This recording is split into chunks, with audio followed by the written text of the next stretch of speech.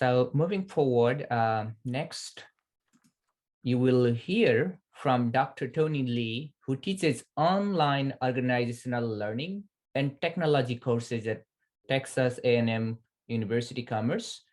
Recently, he published a chapter in the book, The Experiences of International Faculty, which I edited with Dr. Chris Glass and Dr. C. Lin.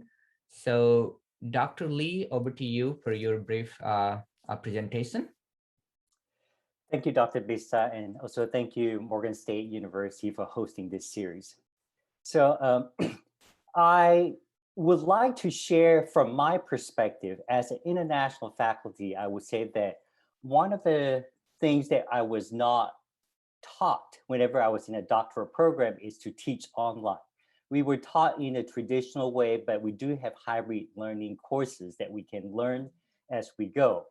So I started my faculty positions in 2019, fall 2019. So think about this: in a semester, you transition into a complete online mode because of the COVID-19.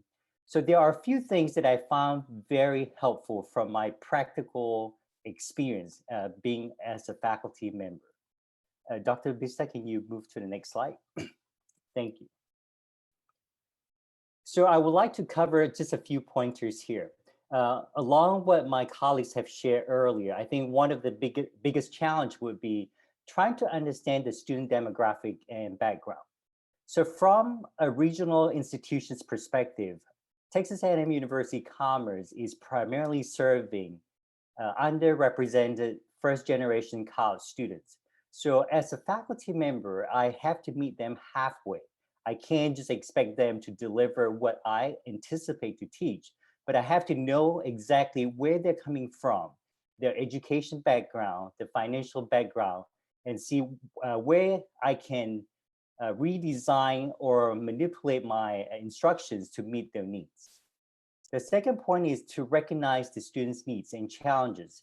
I think just as Dr. Thomas has talked about utilizing the instructional technologies, we have to identify how is their financial background. So give you an example, I have students who are struggling, just trying to meet their end needs. They are depending on part-time jobs just to survive, to pay rents and stuff. So as a faculty, I can try to implement and adopt all kind of fancy instructions using different software and technologies. But if this is not meeting the students' needs, I think I am not doing them a service. So as a result, as a faculty member, as instructional designers, it is important for us to understand and identify what are their needs and what are some of the challenges they're experiencing in terms of completing an online program or an online course. The third point would be developing strategies in connecting and engaging with students. I think this is what Dr. Thomas also has talked about earlier. As a faculty, I have tried different ways to find ways to connect with the students. During the COVID-19 semester, I have intentionally scheduled a one-on-one meeting with all my students in the class at the beginning of the semester, just trying to get to know them, just like trying to identify what are some of the challenges they experience. And then in the middle of the semester, I check in with them as a one-on-one as well. So towards the end of the semester, I also try to schedule another meeting with them just to identify how is their learning outcomes and what are some of the things that me as an instructor can change or modify in the course instructions to make a better experience for our students.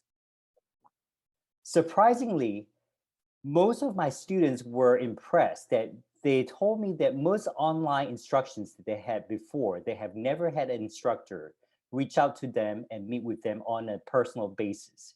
The one-on-one meeting basis has given them the empowerment and confidence to finish their course.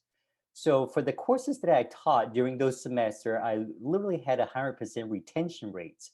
So which really speaks loudly about the connections and engagement that we need to have with the students. So that brings me to my fourth point, which is to utilize technology and online resources. Most institutions have some kind of like technology or software in place for free to the students and to the faculty.